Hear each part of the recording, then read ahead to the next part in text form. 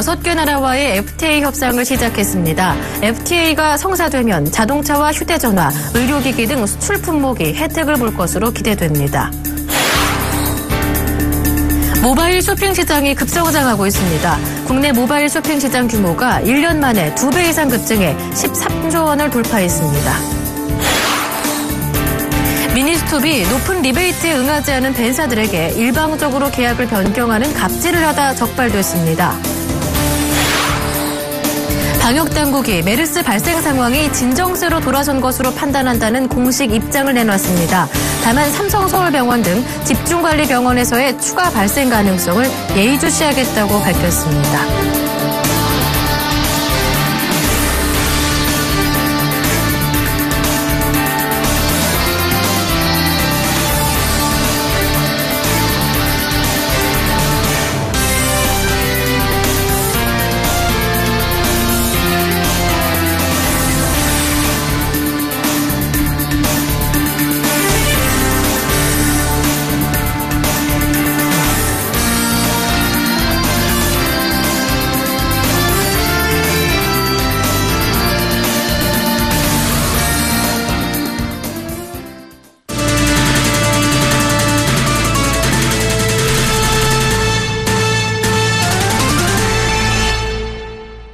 여러분 안녕하십니까. 6월 19일 금요일 센 경제 현장 오늘의 주요 뉴스입니다. 한국과 중미 국가들 간의 FTA 협상이 18일 미국 휴스턴에서 시작돼 중미 시장에 대한 우리 수출 기업들의 기대가 커지고 있습니다. 한 중미 FTA 협상에 참여하는 나라는 과테말라, 니카라과, 엘살바도르, 온두라스, 코스타리카, 파나마 등 6곳입니다. 코트라는 이번 한 중미 FTA로 현재 평균 20%대의 높은 수입 관세를 적용받고 있는 자동차와 부품이 큰 혜택을 볼 것으로 전망했습니다. 의약품과 의료기기도 중미 국가들의 공공보건 인프라 확대와 의료장비 현대화 사업으로 수혜를 입을 것으로 예상했습니다. 이 밖에 휴대전화, 건설자재, 식음료품 등도 수출 혜택을 볼 것으로 내다봤습니다. 한 중미 FTA는 중미 6개 나라가 아시아 국가와 체결하는 최초의 자유무역 협정으로 성사되면 양국 간 교역 규모가 크게 늘어날 것으로 기대됩니다. 제닛 옐런 미국 연방준비제도 의장이 금리 인상을 서두르지 않을 것임을 거듭 시사한 상황에서 결국 인플레가 금리 인상 속도를 좌우할 것이라는 관측이 월가에서 확산하고 있다고 블룸버그가 전했습니다. 이런 가운데 미국의 근원 소비자 물가는 지난달 전달보다 0.1% 증가해 지난해 12월 이후 최소폭 상승했습니다. 로이터는 연준이 올해 한 차례만 금리를 인상할 것이라는 관측도 나온다고 전했습니다. 골드만삭스 애널리스트들은 로이터가 전한 최신 보고서에서 연준 지도부 내에 올해 한 차례만 금리를 올려야 한다는 견해가 확산된 것으로 관측되며 이에 따라 첫 번째 인상이 9월이 아닌 12월로 늦춰지지 않겠느냐는 것이 우리의 새로운 전망이라고 말했습니다. 쇼핑 트렌드가 빠르게 변화하고 있습니다. 컴퓨터를 통한 인터넷 쇼핑이 대세로 떠오른 지 얼마 지나지 않아 그 자리를 이제 모바일 쇼핑이 위협하고 있습니다. 보도에 정한희 기자입니다. 모바일 쇼핑의 성장세가 무섭습니다. 오늘 산업연구원에 따르면 우리나라의 모바일 쇼핑 시장 규모는 13조 1,400억 원으로 2013년 5조 9,100억 원에 비해 122%나 급증했습니다. 반면 같은 기간 컴퓨터를 통한 인터넷 쇼핑 시장 규모는 33조 7,700억 원에서 31조 9천억 원으로 5.4% 줄어들었습니다.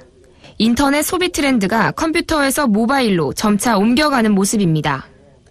모바일 쇼핑은 무엇보다 시공간의 제약이 없다는 점에서 휴대폰을 많이 사용하는 엄지족들에게 인기를 끌고 있습니다.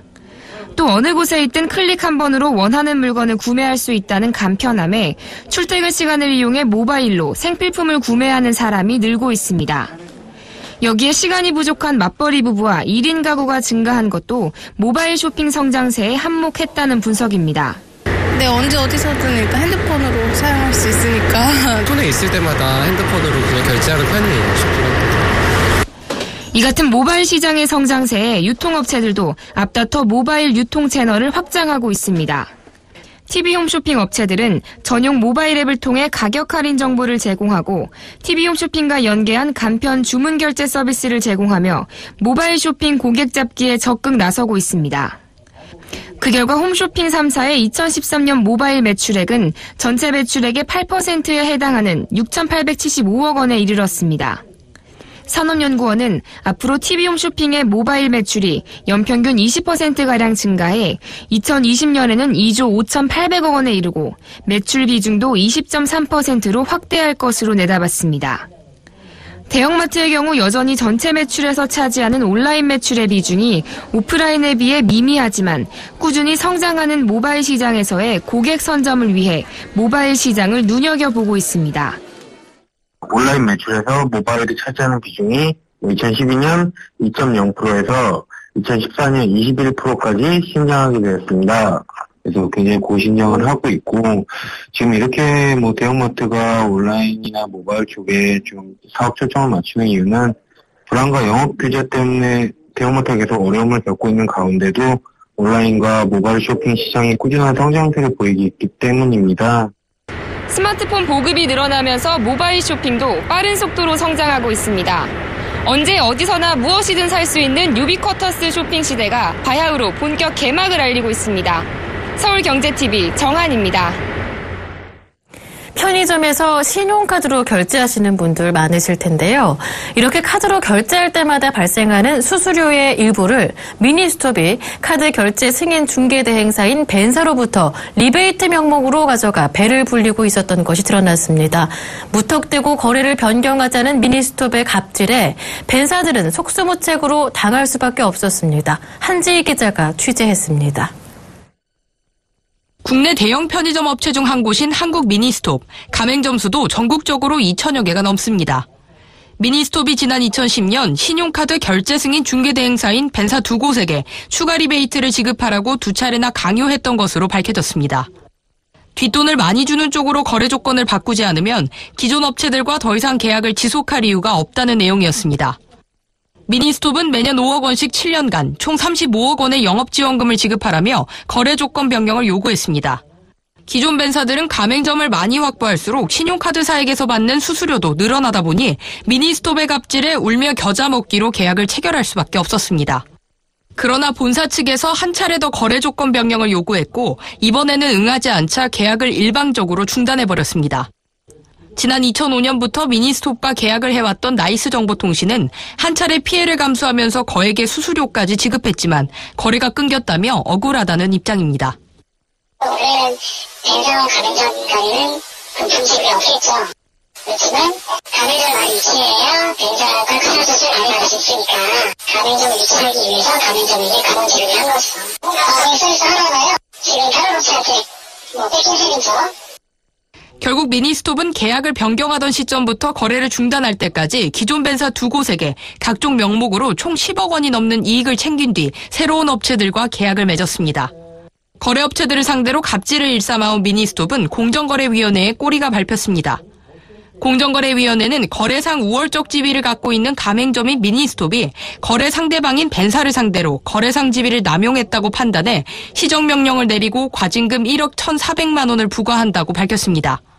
특히 불법 행위를 주도한 담당 임원과 한국 미니스톱 법인은 검찰에 고발하기로 결정했습니다. 계약을 대가로 공공연하게 리베이트를 요구해왔던 미니스톱은 그동안 이 같은 내용에 대해 모르쇠로 일관하다가 오늘 오전 공식 입장을 내놨습니다. 미니스톱은 계약 당사자들의 배임 혐의로 인해 계약을 해지했으나 문제가 있다고 결정한 공정위의 판단을 존중하고 향후 계약 변경 및 해지에 관해 문제가 발생하지 않도록 재발 방지 노력을 하도록 하겠다고 말했습니다. 벤사들이 미니스톱에 지급한 리베이트는 결국 소비자가 결제하는 카드 수수료에서 나옵니다. 결국 대형 가맹점이 리베이트를 강요하는 구조이다 보니 수수료를 내려달라는 영세 중소상인들의 호소는 묵살당하고 소비자가 지급하는 카드 수수료는 점점 더 올라갈 수밖에 없습니다. 서울경제TV 한지입니다.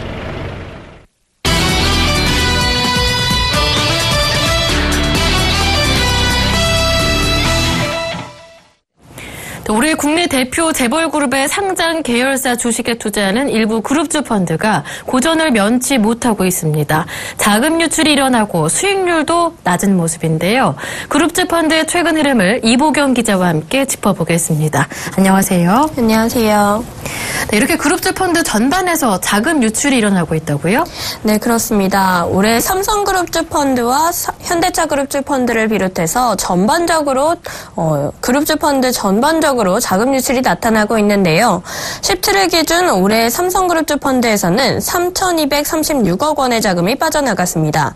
또 현대그룹주 펀드와 현대차그룹주 펀드에서도 각각 142억 원, 73억 원이 순유출됐습니다. 또 SK그룹주 펀드와 LG그룹주 펀드에서는 각각 38억 원과 23억 원이 이탈했습니다.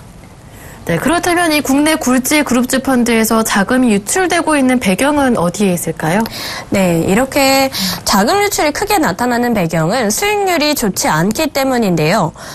먼저 삼성그룹주 펀드의 수익률을 보시면요. 연초 대비 대신 삼성그룹 레버리지 1.5 클래스 A 펀드가 마이너스 6.69%, IBK 삼성현대차그룹 나눔 매수 목표 달성 펀드는 마이너스 6.19%로 각각 손실을 냈습니다. 또 한국투자 삼성그룹 적립식 펀드는 2004년 11월 설정 이래 누적 수익률이 204%에 이르지만 올해 들어서는 고작 0.07%의 성과를 내는데 그치기도 했습니다. 나머지 삼성그룹주 펀드의 수익률도 마이너스 3에서 3%의 수준에 그쳤습니다. 현대그룹주 펀드도 마찬가지인데요. 현대그룹 플러스 종류 A 펀드가 올해 마이너스 9.41%의 손실을 내는 등 줄줄이 마이너스 수익률을 기록하고 있습니다. 네, 결국 수익률이 좋지 못했기 때문에 자금이 그만큼 빠져나갔다는 건데 그렇다면 이 수익률이 좋지 않았던 배경은 어디에 있습니까? 네, 최근에 수출주를 중심으로 대형주 주가가 빠지는 모습을 볼 수 있는데요. 그룹주 펀드의 수익률도 자연스럽게 함께 빠지고 있는 것입니다. 특히 삼성그룹주 펀드는 삼성그룹의 지배구조 개편 중에서 예상치 못한 복병까지 만나면서 약세를 보이고 있는데요. 삼성물산과 제일모직의 합병에 반대하는 미국 헤지펀드 엘리엇 매니지먼트의 등장이 바로 그것입니다.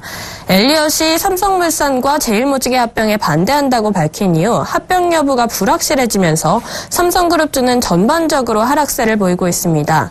이렇게 삼성그룹주가 하락을 하면 이 종목들로 포트폴리오를 구성하는 삼성그룹주 펀드들도 함께 수익률이 좋지 않아지는 것입니다. 네, 그런데 최근 현대차 주가의 흐름은 굉장히 좋지 않았었는데요. 현대차, 기아차 52주 신저가까지 떨어지는 모습이었는데 그런데 재미있는 점은 현대차 그룹주 펀드는 수익률이 좋았다고 해요? 네, 그렇습니다. 말씀하신 대로 현대차 그룹주는 지난해 한전부지를 고가에 매입한 여파에 시달린 데 이어서 현재는 엔화 약세에 실적 악화까지 겹치면서 고전을 하고 있습니다. 1년 전 23만 원이었던 현대차는 현재 13만 원 선까지 내려앉아 있습니다. 특히 현대차는 지난 27일에는 시가총액 2위 자리를 SK하이닉스에 내주고 3위로 밀려나기도 했습니다. 증권가에서도 일제히 현대차 목표가를 낮추고 있는데요. 오늘 현대증권에서 목표가를 종전 21만 원에서 16만 5천 원으로 21%나 낮췄고요. 또 대신증권은 22만 5천 원에서 20만 원으로 삼성증권과 토러스투자증권도 각각 17.4%, 10% 목표가를 내렸습니다. 그런데 현대차그룹주 펀드인 한국투자 현대차그룹 리딩플러스 펀드와 키움 현대차그룹과 함께 펀드는 연초 대비 각각 6.3%, 3.41% 수익률을 높이면서 양호한 모습을 보이고 있습니다. 이는 현대차그룹주 펀드라고 해서 현대차 그룹주만 담고 있는 것이 아니기 때문인데요. 현대차 우량주 펀드이지만 포트폴리오를 짜기 위해서는 현대차 종목 외에 우량주를 함께 담았는데 이쪽에서 큰 수익이 난 것입니다. 네, 그렇다면 마지막으로 그룹주 펀드에 투자할 때 주의할 점이 있다면 어떤 것들이 있는지 알아볼까요? 네, 현대차 그룹주 펀드와 같이 예외는 있을 수 있지만요. 그룹주 펀드는 어쩔 수 없이 그룹의 명운과 함께해야 하는 그런 속성이 있습니다. 특히 그룹주의 경우에는 그룹과 계열사가 서로 연결이 되어 있기 때문에 개별의 회사 리스크가 그룹 전반에 영향을 미칠 수 있습니다. 또 오너 리스크 등 그룹 리스크를 잘 살펴봐야 합니다. 네, 지금까지 보도국의 이보경 기자와 함께했습니다. 말씀 잘 들었습니다. 고맙습니다. 고맙습니다.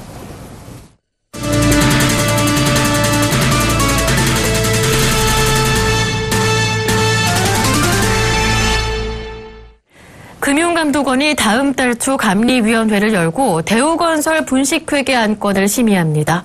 금감원은 오늘 대우건설과 감사인인 3일 회계법인에 다음 달 7일 열리는 감리위원회에 참석하도록 사전 통보했습니다. 금감원은 두 회사에 각각 중징계 방침을 전달한 것으로 전해졌습니다. 최종 징계 수위는 감리위 심의를 거쳐 증권선물위원회에서 정해집니다. 금감원은 지난 2013년 12월 대우건설에 대해 회계감리 절차에 착수한다고 공식 발표한 뒤 약 1년 6개월 동안 조사를 진행해 왔습니다. 금감원은 대우건설이 대손 충당금을 4천억 원 규모로 과소계상한 것으로 보고 있습니다. 이는 당초 알려진 과소계상 규모 1조 5천억 원보다 대폭 줄어든 수치입니다. 대우건설과 3일 회계법인 측은 감리위와 증선위에서 지적사항에 대한 입장을 충분히 소명하겠다는 입장입니다. 보건복지부 중앙메르스관리대책본부는 오늘 정부 세종청사에서의 정례 브리핑을 통해 현재 추이로는 진정세로 돌아섰다고 판단하고 있다고 발표했습니다. 대책본부는 다만 집중 관리하고 있는 병원에서의 추가 확산을 좀 지켜봐야 할 것 같다고 말했습니다. 방역당국에서 집중 관리하고 있는 병원은 삼성서울, 아산충무, 강동경희대, 조은강안병원입니다. 오늘 메르스 신규 확진자는 1명으로 지난달 28일 이후 최소 증가폭을 기록했습니다. 격리자 수도 전달보다 800명가량 급감했습니다.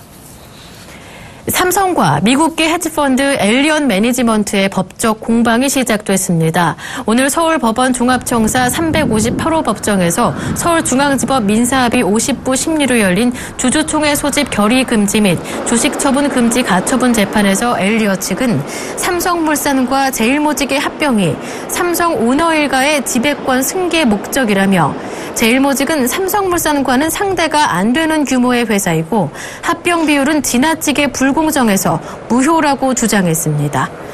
이에 대해 삼성물산은 합병 비율은 주가에 따라 정해진 것이라고 반박했습니다. 삼성물산은 신청인의 악의적인 주주권리 행사도 고려돼야 한다면서 신청인의 주주 제한은 중간 배당을 통해 주식 자산을 다 빼가서 삼성물산을 껍데기로 만들려는 것이라고 강조했습니다. 앞서 엘리엇은 지난 9일 합병 비율이 불공정하다며 다음 달 17일 합병 주총을 막아달라는 가처분 신청을 제기한 바 있습니다. 한화도시개발이 95만 제곱미터 규모의 용인 테크노밸리 조성 사업에 첫 발을 내딛었습니다. 지난 5일 한화도시개발은 용인 테크노밸리 조성 사업을 위해 용인시와 한화건설 공동으로 SPC인 경기 용인 테크노밸리를 설립하고 시 청사내에 사무실 개소식을 가졌습니다.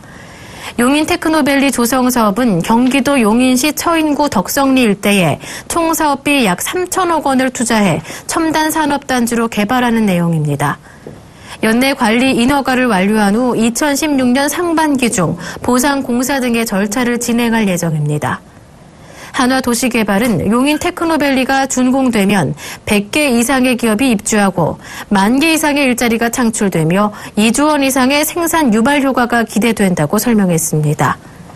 한화도시개발은 사전 입주 의향 기업을 모집한 결과 예상 분양 면적의 2배를 뛰어넘는 입주 의향 접수를 보였다고 설명했습니다. 주택시장 비수기에 메르스 여파까지 겹치면서 6월 셋째 주 서울 아파트값은 0.08% 소폭 상승해 전주보다 상승폭이 둔화됐습니다.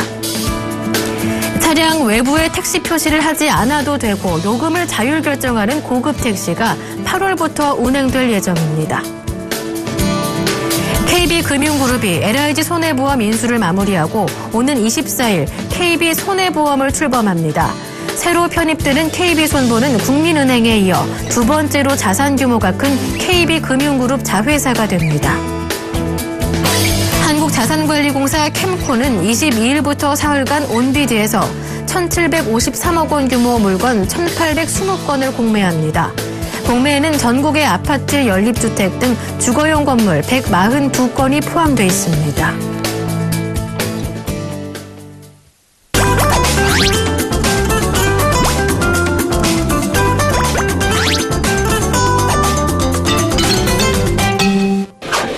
요새 같은 날씨에는 자외선 지수가 워낙 높아서 야외 활동하실 때 신경이 많이 쓰이는데요. 선크림 제품의 종류도 워낙 다양해서 선택이 어렵습니다. 자외선은 파장의 길이에 따라서 파장이 긴 자외선 A와 파장이 짧은 자외선 B로 구분합니다. 먼저 자외선 A는 피부 깊숙한 곳에 있는 콜라겐을 파괴해서 피부를 늙게 하는데 5, 6월에 가장 강하게 나타납니다.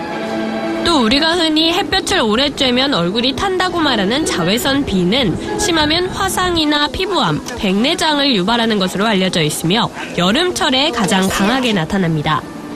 선크림에 표시되어 있는 자외선 차단 지수도 지금까지 알아본 자외선 A와 B에 따라 다르게 표시되어 있습니다.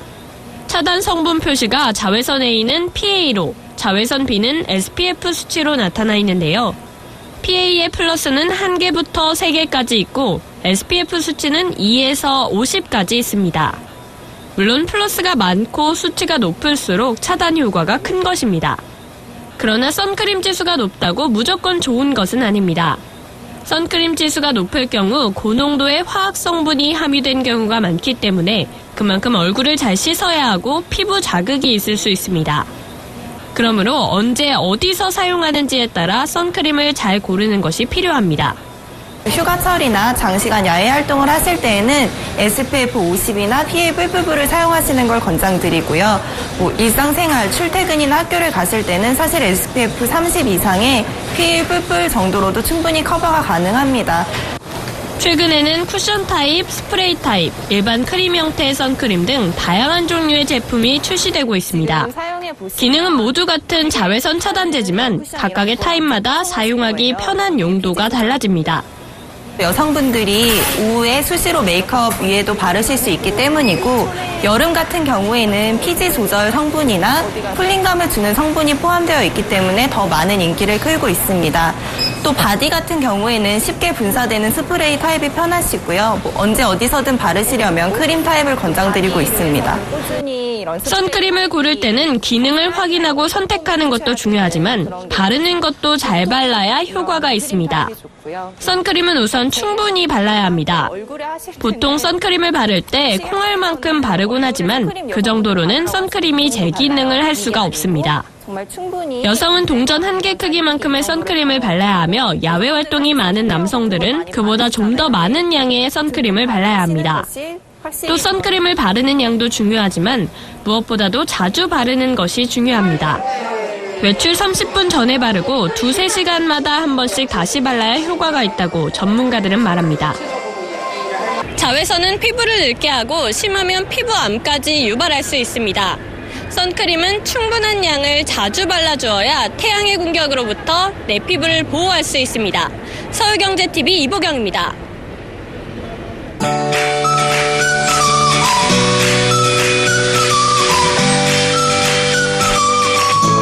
안녕하세요. K웨더 라이프스타일 예보 황지영입니다.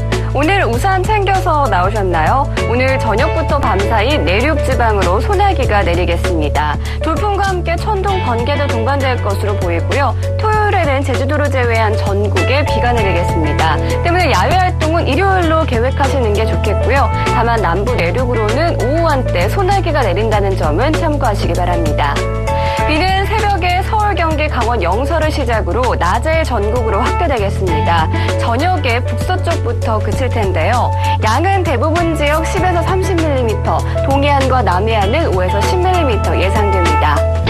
이번 주말은 더위 걱정은 안 하셔도 되겠습니다. 오늘도 30도 안팎까지 올랐지만 내일은 서울이 24도까지 떨어지는 등 전국 대부분 20도 초반대의 기온을 보이겠고요. 일요일도 28도로 크게 덥진 않겠습니다.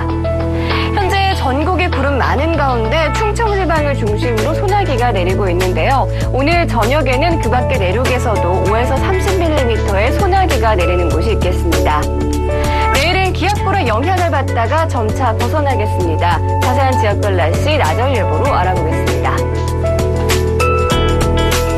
비는 새벽에 중북부 지방부터 시작돼 저녁에 북서쪽부터 그치겠습니다. 낮 기온 서울, 춘천 24도에 머물겠습니다. 동해안도 속초 16도에서 19도, 강릉 16도에서 20도로 낮은 기온을 보이겠습니다. 낮에는 전국으로 비가 확대되겠고 광주 20도에서 25도, 대구 18도에서 22도 분포 예상됩니다. 서해 해상에선 비가 내리겠고 바다의 물결은 전 해상에서 잔잔하겠습니다. 남쪽 해상에 위치한 장마전선의 영향으로 수요일 제주도를 시작으로 목요일에는 충청 이남 지방에 비가 내리겠습니다. 기상정보였습니다. 건강을 지키고 싶다면 더 자주 고맙다는 말을 해야겠습니다. 미국 캘리포니아 대학교에서 고마움을 표현하는 것이 심장 건강에 이롭다는 연구 결과를 발표했는데요. 자신의 삶에 감사할 줄 아는 심장 질환 환자가 그렇지 않은 환자들보다 병이 빠르게 호전되는 것을 발견한 겁니다. 여러분도 이 작은 일에도 고마움을 느끼시면서 건강도 함께 챙기시길 바랍니다. 센 경제 현장 여기서 마치겠습니다. 주말 즐겁게 보내십시오. 고맙습니다.